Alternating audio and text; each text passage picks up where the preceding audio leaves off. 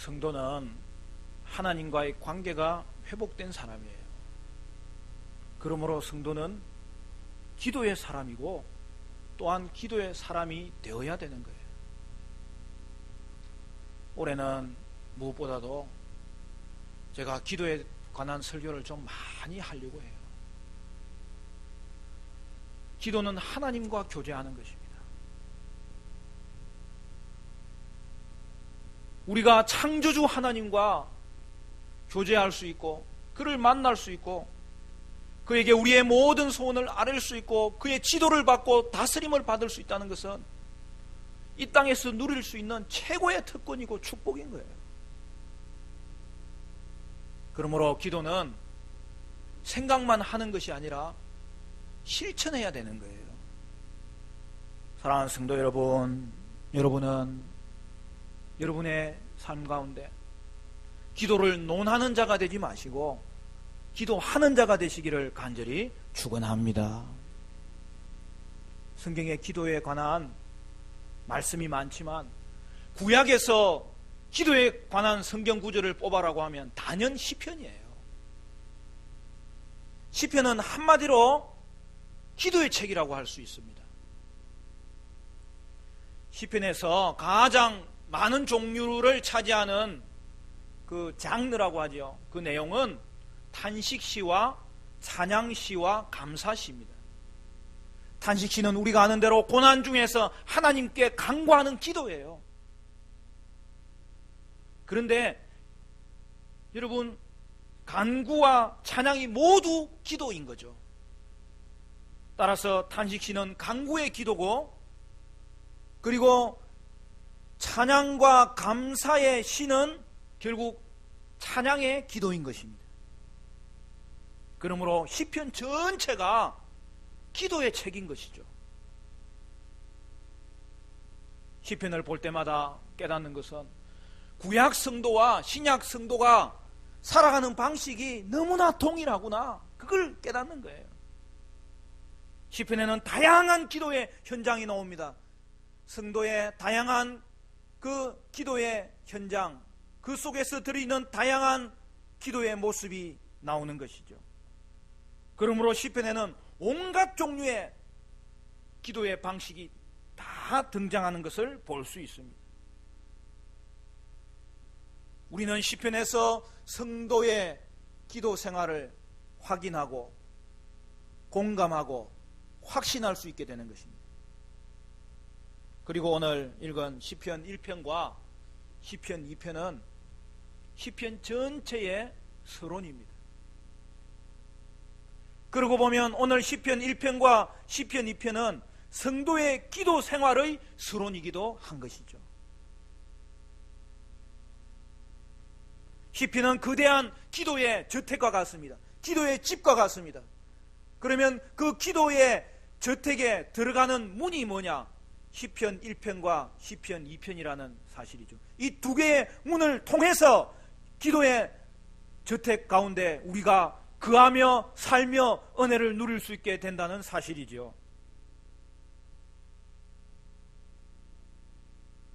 시편 1편은 많은 성도들이 사랑하고 애송하는 그런 시편입니다. 그러면 시편 1편이 왜 거대한 기도 세계로 들어가는 문이 될까요?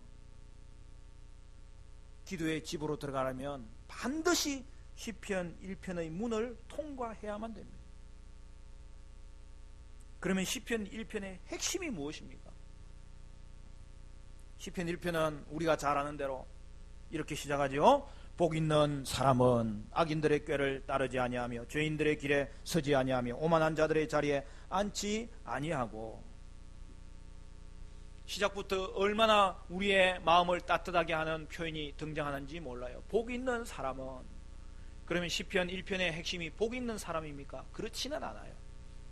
여러분, 시편 1편을 알고 그것을 읽으면 당장 깨닫게 되는 것이 뭡니까? 두 종류의 인생이 있다는 거예요.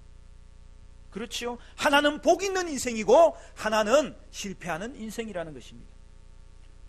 의인의 길과 악인의 길이 대조되고 있어요. 그리고 그 두 인생은 명확하게 구분된다는 사실이죠. 의인의 길에는 복과 열매와 형통함과 하나님의 인정하심이 있습니다. 그리고 반대편에 악인의 길에는 죄와 오만과 바람에 나는 기와 같음과 하나님의 심판이 있습니다. 그런데 이 두 종류의 인생이 나누어지는 결정적인 차이가 무엇이냐 하는 것이죠. 바로 그것이 오늘 이 시편의 핵심이 되는 것입니다.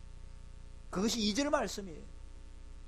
우리 2절 말씀 같이 읽어볼까요? 2절 다 같이 시작. 오직 여호와의 율법을 즐거워하여 그의 율법을 주야로 묵상하는도다.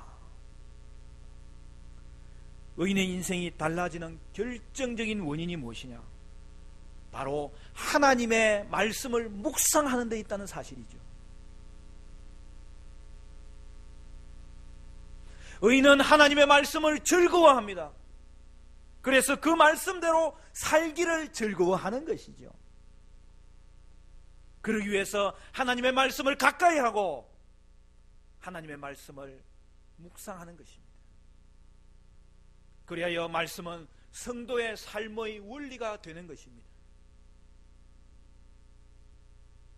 그런데 우리는 더 구체적으로 율법을 즐거워한다는 것, 율법을 즐거워한다는 것이 과연 무슨 뜻입니까? 말씀을 읽고 많이 통독하는 것은 중요합니다. 근데 오늘 성경에는 뭐라고 이야기했어요? 말씀을 즐거워한다고 했기 때문에 즐거워한다는 것이 구체적으로 무엇을 말하는 것입니까? 그것은 한마디로 말하면 말씀대로 사는 것을 말하는 거죠. 말씀이 즐겁기 때문에 그 말씀대로 사는 것이 즐거운 것이죠.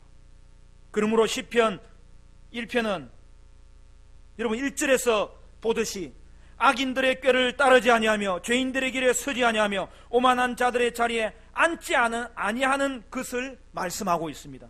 결국 이는 하나님과의 관계가 바르게 된 삶을 사는 그러한 사람을 말하는 것이죠. 그러므로 시편 1편을 우리의 기도 생활에 적용하면 이것입니다. 말씀이 생명이다. 말씀이 살 길이다. 그리고 하나님과의 관계를 바로 맺는 것이 신앙생활의 관건이다. 기도 생활에서도 그것이 관건이다. 그 이야기를 하고 있는 것이죠. 그렇지 않습니까? 하나님 앞에서 하나님과의 관계가 회복되지 않고서 우리의 기도는 그 어떤 기도도 응답되지 않는 거예요. 말씀이 생명입니다. 말씀을 통하여서 믿음을 가지지 못하고 하나님과의 관계가 회복되지 않고서는 기도를 할 수도 없는 것이죠. 제가 어느 날 놀란 것이 다른 종교에도 기도가 있다는 걸 보고 깜짝 놀랐어요. 저는 그냥 믿는 가정에서 태어나서 그냥 부모님의 기도하는 것을 보고 기도를 배웠기 때문에 성도들이 그냥 기도하는 것을 보고 그냥 그 자리에 함께 동참하면서 기도를 배웠기 때문에 기도하는 것이 내 삶이고 기도하는 것이 내 삶의 방식이고 그리고 더 그렇게 되어야 되겠다 그렇게 살아왔는데 어느 날 보니까 예수를 믿지 않는 사람들도 기도하더라고요. 근데 그것이 기도가 아닌 이유가 뭐예요? 올바른 대상에게 기도하지 않는 것은 허무한 것에 굴복하는 것밖에 되지 않기 때문에 말씀을 통하여 믿음을 가지고 하나님과의 관계가 회복된 자만이 기도할 수 있고 믿음 없이 나아가는 자는 그 기도가 되지 않을 뿐만 아니라 그는 기도하는 것이 아닌 그 어떤 것도 하나님께 기도하는 것이 되지 못하는 결과를 맞이한다는 사실이죠. 그러므로 사랑하는 성도 여러분, 기도는 말씀을 떠나서는 행할 수 없는 거예요. 기도는 말씀과 함께 가는 거예요. 여러분의 기도 생활이 말씀과 함께함으로 하나님과의 바른 관계 속에서 기도의 문으로 들어가서 기도의 놀라운 세계를 경험하는 은혜가 있게 되시기를 축원합니다. 그 예가 다니엘서 9장에 나와요. 우리 다니엘서 9장으로 한번 가볼까요? 다니엘서 9장 구약성경 우리 같이 가봅시다.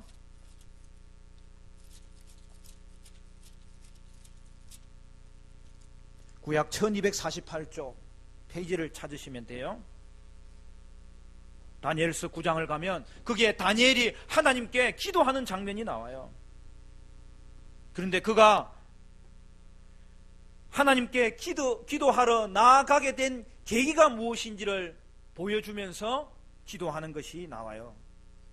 다니엘서 9장의 1절부터 보면 이렇게 되어 있습니다. 메대 족속 아수에르의 아들 다리오가 갈대아 나라 왕으로 세움을 받던 첫 해 곧 그 통치 원년에 나 다니엘이 책을 통해 여호와께서 말씀으로 선지자 예레미야에게 알려주신 그 연수를 깨달았나니 곧 예루살렘의 황폐함이 70년 만에 그치리라 하신 것이니라. 그가 금식하며 베옷을 입고 죄를 덮어쓰고 주 하나님께 기도하며 간구하기를 결심하고 내 하나님 여호와께 기도하며 자복하여 이르기를 크시고 두려워할 주 하나님 주를 사랑하고 주의 계명을 지키는 자를 위하여 언약을 지키시고 그에게 인자를 베푸시는 이시여.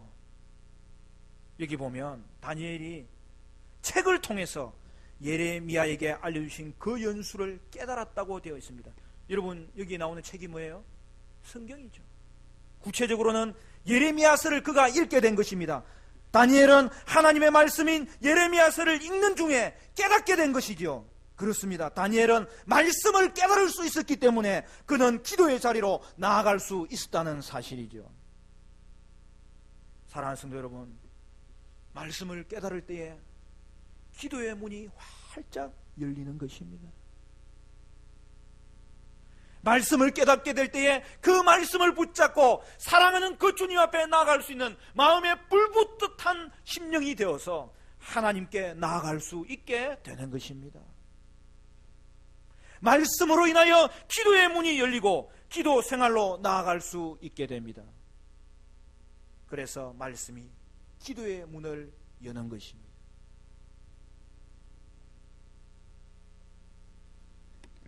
여러분, 명절에 고향 잘 다녀오셨죠? 세뱃돈 많이 받았어요? 혹시 적자가 났습니까?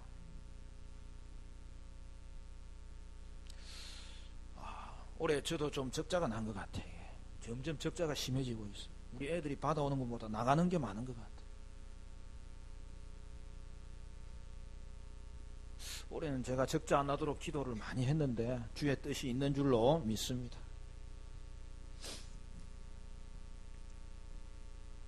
명절에 어른들을 찾아뵙고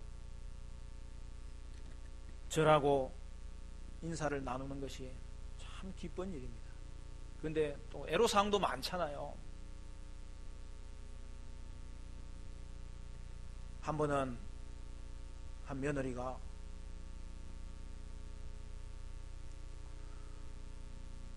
꾀를 내가지고 남편을 꼬셨어요. 그리고 고향에 가지 않고 여행 가기로 했어요. 어머니에게 연락은 해야 되니까 문자로, 어머니, 애들 아빠가 회사에 긴급한 일이 생겨가지고 회사를 지금 나가야 돼서 못 내려갑니다. 죄송합니다. 까똑.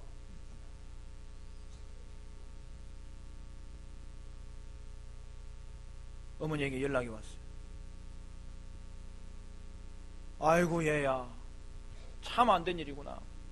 그런데 이번 명절에 내려오면 내가 재산 30억을 나눠주려고 했는데 아이고 참 안 된 일이구나. 까똑.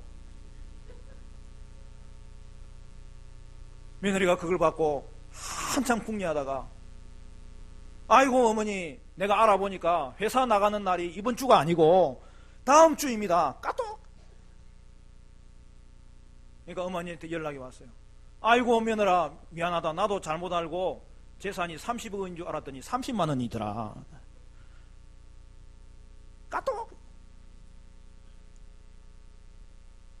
여러분, 인간관계는 소통이 안 되면 오해를 하고 어려움이 생겨요. 우리가 하나님과의 소통도 원활하게 이루어져야 되겠는데 그것이 바로 기도 생활이 우리 삶 가운데서 다시 회복되어야 되는 것입니다. 하나님께 나아가는 것은 언제든지 열려 있어서 그 하나님께 나아가서 아버지의 이름 한 번만 불러도 그 하나님, 오늘 내가 너를 사랑하노라, 우리를 그 넓은 품에 품어주시고 그리하여서 오늘 우리를 새롭게 해주시고 우리와 만나 주시는 것입니다.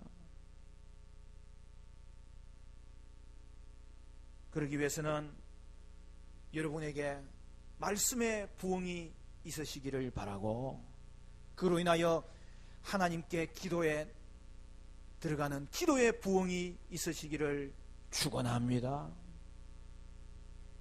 교회는 두 가지예요. 하나는 여러분 각자가 교회예요. 왜냐하면 여러분의 심령 가운데 성령께서 거하고 계시기 때문입니다. 또한 교회는 믿는 성도들이 함께 모이는 예배 공동체, 이 모임이 교회인 거예요. 예수님이 머리 되시고 예수님은 그의 몸된 교회에 저와 여러분을 부르셨는데 그 몸의 지체로 부르셨기 때문입니다. 그러므로 사랑하는 성도 여러분, 여러분이 하나님의 교회로 하나님께서 여러분을 불러주시고 여러분을 교회로 만들어주셨기 때문에 이제는 기도를 논하는 것에서 그치지 말고 기도하는 사람이 되어야 되는 거예요. 뿐만 아니라 여러분의 가정과 교회를 기도하도록 이끄는 사람들이 되어야 된다는 사실이죠. 사랑하는 성도 여러분, 여러분의 인생은 말씀과 함께 기도하는 인생이 되셔서 복된 인생이 되시기를 바라고, 그리하여 여러분의 인생에 기도의 부흥이 있음으로 말미암아 하나님과 동행하는 삶, 그 하나님과 더 깊이 교제하는 복된 삶이 펼쳐지고 열려지고 누려지는 그 은혜의 삶이 저와 여러분에게 나타날 수 있기를 간절히 축원합니다.